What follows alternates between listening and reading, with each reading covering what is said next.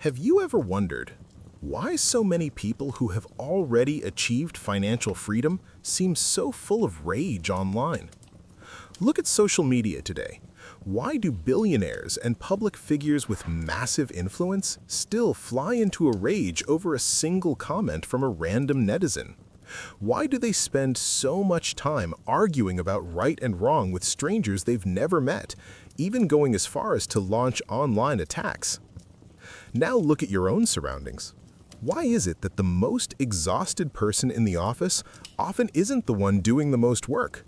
Instead, it's the person busy picking sides, playing politics, and trying to prove I am more important than you. This is a massive paradox. We are taught that success brings peace, but the reality is that many so-called winners appear to be losing badly. They are anxious, irritable, and constantly in a defensive crouch. Why? Because this world doesn't run on just one set of rules. It operates on two completely different systems simultaneously. The first is called the wealth game. The second is called the status game. The misery of the vast majority of people doesn't stem from a lack of hard work. It stems from confusing these two games. They take the resources they've earned in the wealth game and dump them entirely into a status game that they are destined to lose. Naval Ravikant has a line that is cold, yet incredibly precise. Ignore people playing status games. They win stupid prizes by playing stupid games. Today, we are going to deconstruct the code of this game. We are going to figure out why you should pursue wealth at all costs, yet avoid status like the plague. Welcome to Wisdom Compounding. This is a digital study focused on the holistic accumulation of life. We don't sell anxiety, we distill the essence. If you also want to stand on the shoulders of giants and let your wisdom and wealth compound automatically, please subscribe to our channel and share this video with a friend you wish to live clearly with in this world. But before we begin, I must warn you. Understanding the logic of this video is easy, but fighting against millions of years of evolutionary instinct is hard. Understanding the principle doesn't mean you can execute it. To help you truly master this mindset, please make sure to watch until the end. I have distilled Naval's philosophy into a zero-sum checklist and specific social strategies.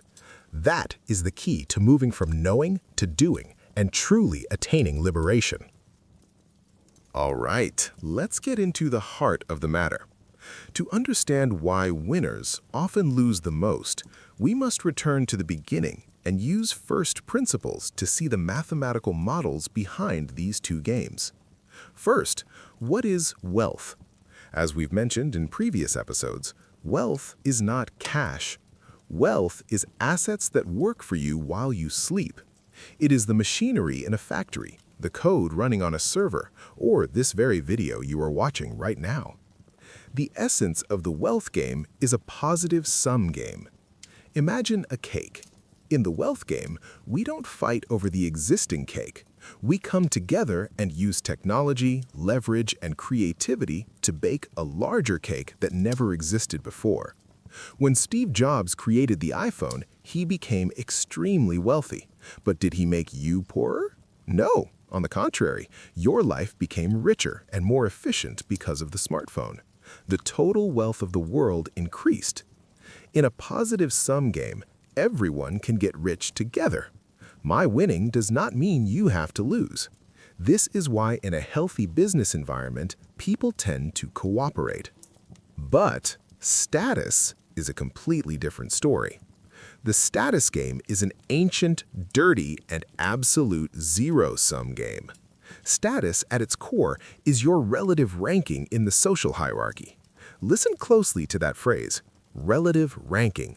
This means that status cannot be created, it can only be allocated. If I want to be number one, you must be number two.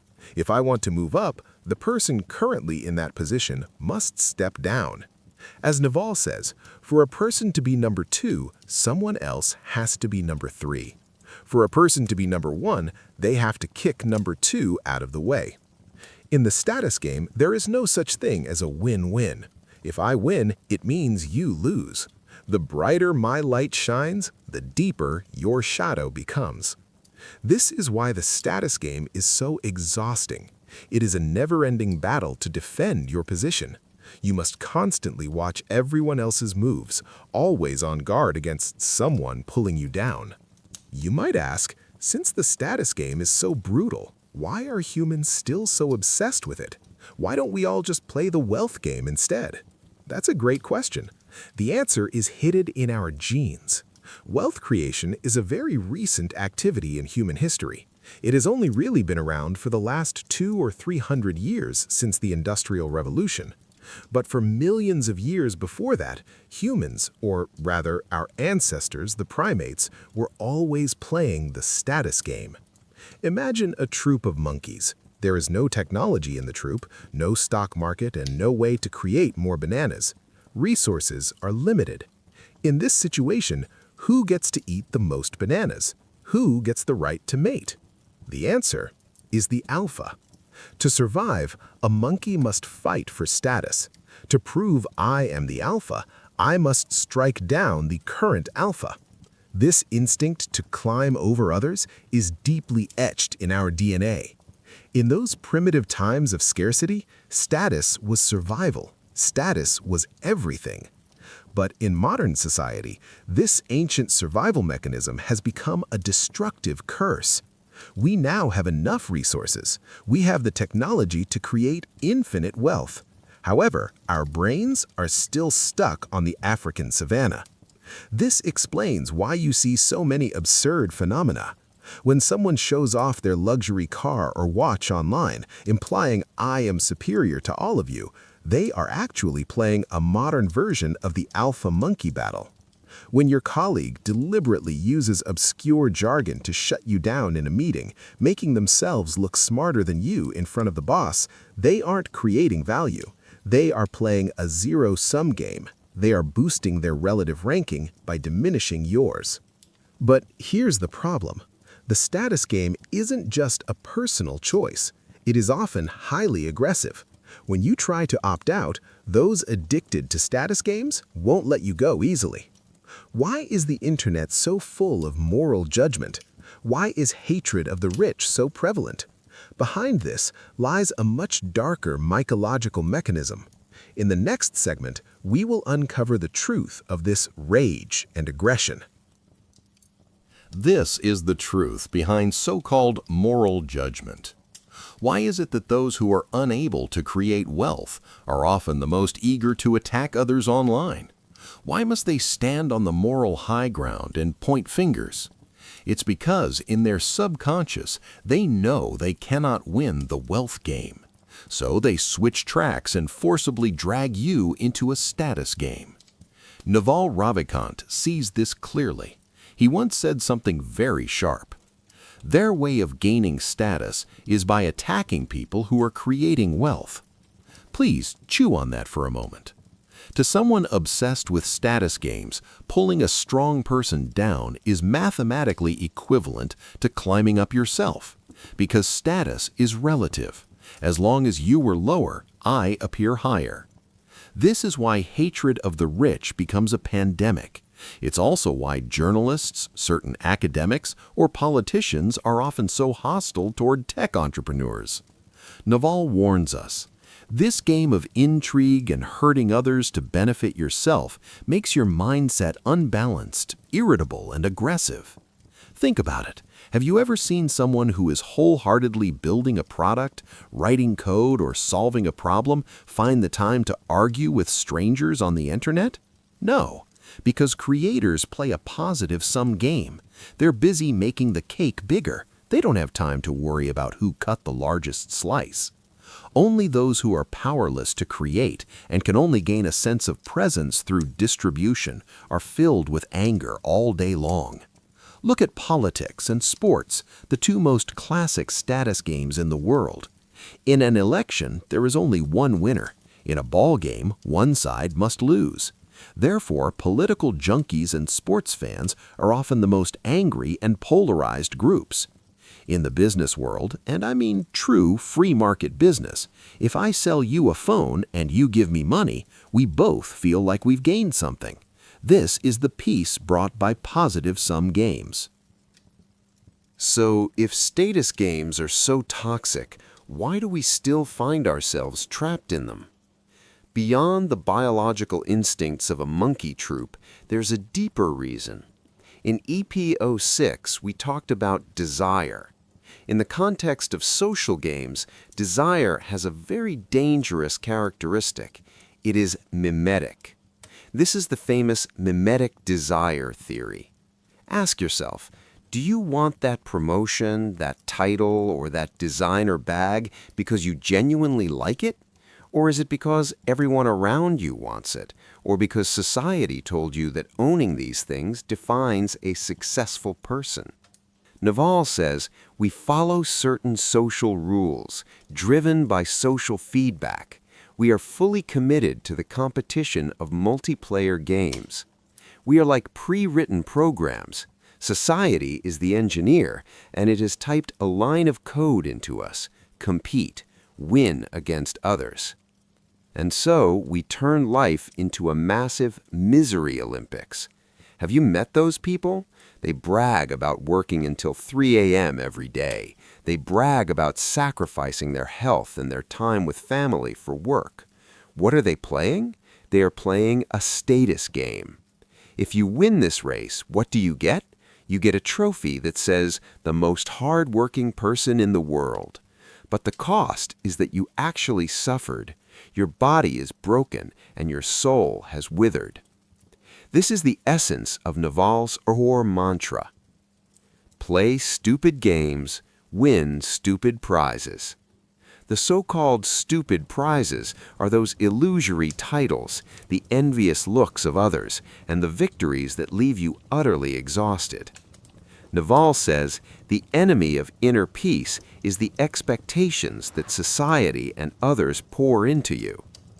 When you realize this, when you realize that your desires are the result of social programming, you gain the chance to press the pause button. Now the mist has cleared. We know wealth is positive sum and status is zero sum. We know status games are the source of anger. Next, I want to give you a specific set of game strategies. This is an action list for escaping the matrix, which I call the Wisdom Compounding Survival Protocol. Protocol 1. Perform a zero-sum audit. Starting today, examine every major task on your plate and every goal you are pursuing. Ask yourself one question. If I win, does someone else have to lose? If you are fighting for the only promotion slot in the company, yes, that is a zero-sum game. If you are fighting for a spot on a ranking list, yes, that is a zero-sum game. If you are competing with colleagues to see who can speak the loudest in front of the boss, yes, that is a zero-sum game. When facing these games, your strategy should be withdraw as much as possible. If you must play to survive, after all, we all have jobs, then please treat it as a necessary evil. Do not invest your emotions. Do not let it occupy your soul.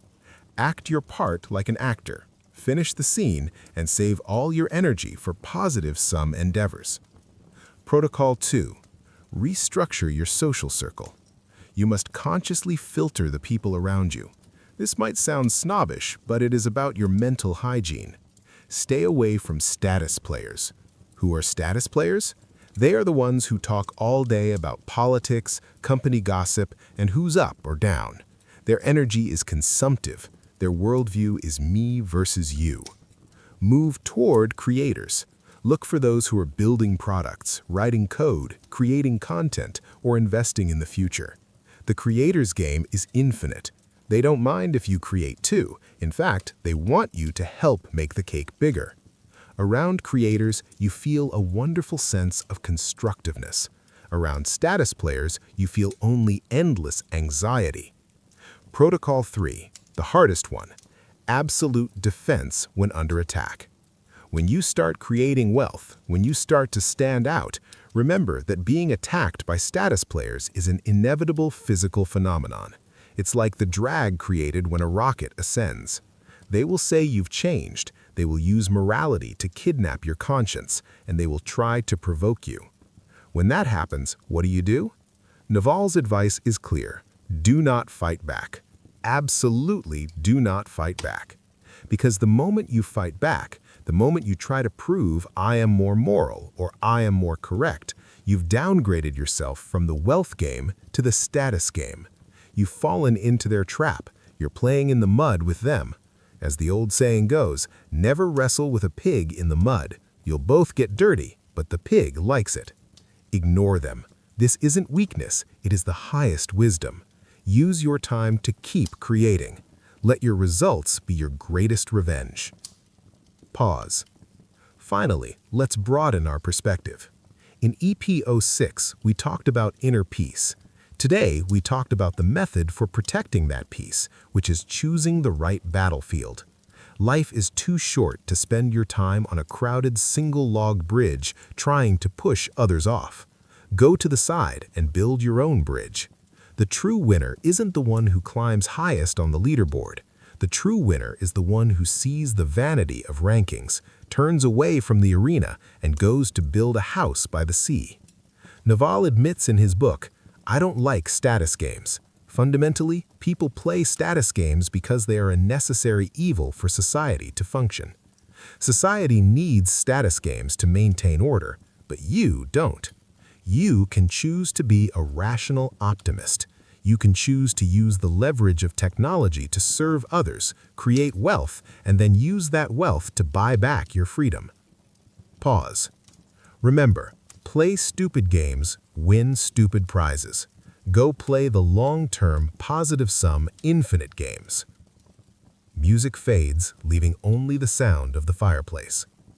When we finally extract ourselves from pointless social competition, when we stop living for the eyes of others, we finally have time to return to ourselves. We have the wisdom of wealth and the peace of mind, but there is one more thing that serves as the foundation for it all. If your body fails, all compounding returns go to zero. How do we build a body capable of carrying this wisdom? Why does Naval believe that health must be a higher priority than family and even higher than work? Next episode, Episode 8, The Art of Self-Salvation, Why Health and Freedom Must Rank Above Family and Work. I am the lead writer of Wisdom Compounding. I wish you a dream tonight, far away from the noise.